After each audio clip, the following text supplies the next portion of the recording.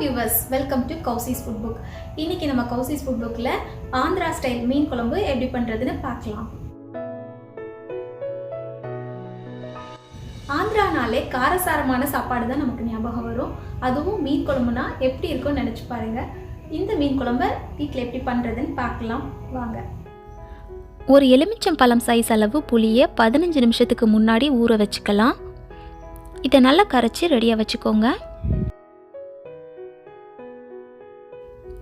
இப்போ மீனை நல்லா சுத்தம் பண்ணி எடுத்து வச்சுருக்கேன்.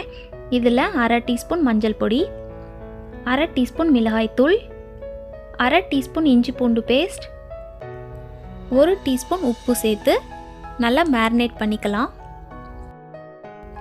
நான் கொஞ்சமாக தான் மீன் சேர்த்துருக்கேன்.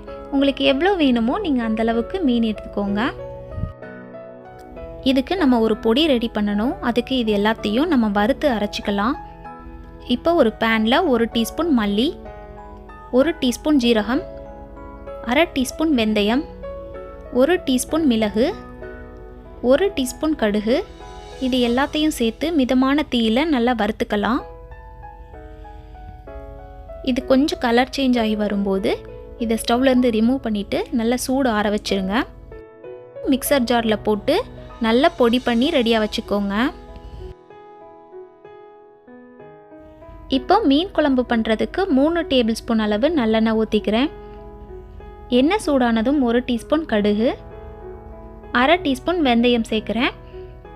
கடுகு நல்லா பொரிஞ்சதும் கொஞ்சமாக கருவேப்பிலை, 5 போல் பச்சை மிளகாய் சேர்த்து நல்லா தாளிச்சிக்கலாம். பச்சை மிளகாய் நல்லா தாராளமாகவே சேர்த்துக்கோங்க. மீன் குழம்புல சேர்க்குற பச்சை மிளகாய் ரொம்ப டேஸ்ட்டாக இருக்கும். இதோட நறுக்கி வச்சுருக்க வெங்காயம் சேர்த்து நல்லா வதக்கிக்கலாம். உங்களுக்கு சின்ன வெங்காயம் கிடச்சிதுன்னா நீங்கள் அதையே சேர்த்து பண்ணுங்கள். மீன் குழம்புக்கு சின்ன வெங்காயம் தான் நல்லா டேஸ்ட்டு கொடுக்கும். பட் எனக்கு அது கிடைக்காததுனால நான் பெரிய வெங்காயம் சேர்த்து இதை பண்ணுறேன்.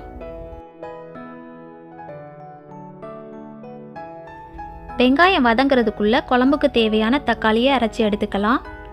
3 தக்காளியை மிக்சர் ஜாரில் போட்டு நல்லா நைஸாக அரைச்சி எடுத்துக்கோங்க. நம்ம ஏன் இதை அரைச்சி சேர்க்குறோன்னா இதுதான் இந்த குழம்புக்கு திக்னஸ் கொடுக்கும்.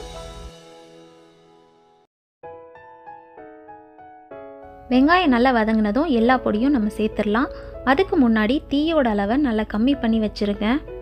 சப்போஸ் உங்களுக்கு குழம்புல வெங்காயம் தெரிய வேணாம், நல்லா ஸ்மூத்தான கிரேவியாக வேணும் அப்படின்னு நினச்சிங்கன்னா அதை நல்லா குழையிற வரை வதக்கிக்கோங்க. இப்போ 3 டீஸ்பூன் மல்லிப்பொடி, 3 டேபிள் ஸ்பூன் மிளகாய்த்தூள், அப்புறம் நம்ம ஏற்கனவே வறுத்து அரைச்சி வச்சுருக்க பொடி, தேவையான உப்பு சேர்த்து நல்லா பச்சை வாசனை போகிறது வரைக்கும் நல்லா வதக்கிக்கோங்க. அடுத்ததாக அரைச்சி வச்சுருந்த தக்காளி விழுது சேர்த்து நல்லா வதக்கிக்கலாம். இதில் நம்ம சேர்த்துருக்கிற மிளகாய் தூளோட அளவு கொஞ்சம் அதிகமாக தான் தெரியும். நம்ம இதில் தக்காளி புளி ரெண்டையும் அதிகம் சேர்க்குறதால அது காரத்தை நல்லா பேலன்ஸ் பண்ணி கொடுக்கும். தக்காளியோட பச்சை வாசனை போனதும் நல்லா திக்காக கரைச்சி வச்சுருக்கிற புளி கரைசலை இதில் சேர்க்குறேன். கூடவே 1/2 கப் அளவு தண்ணி சேர்த்து நல்லா கொதிக்க விடலாம். இப்போது உப்பு புளி காரம் 3யும் சரி பார்த்துட்டு இதை மூடி வச்சுருங்க. இது ஒரு 15லேருந்து 20 நிமிஷம் நல்லா கொதிக்கட்டும்.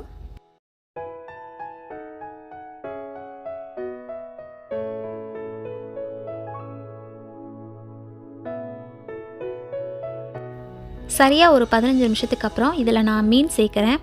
ஒரு 10 நிமிஷம் லோ ஃப்ளேமில் மீன் வேகட்டும். மீன் போட்டதுக்கப்புறம் ரொம்ப அதிகமாக கரண்டி வச்சு கிண்ட வேண்டாம். அப்பப்போ எடுத்து லைட்டாக மீன் சட்டியை சுழட்டி வச்சிங்கன்னா மீன் கீழே ஒட்டிக்காமல் இருக்கும்.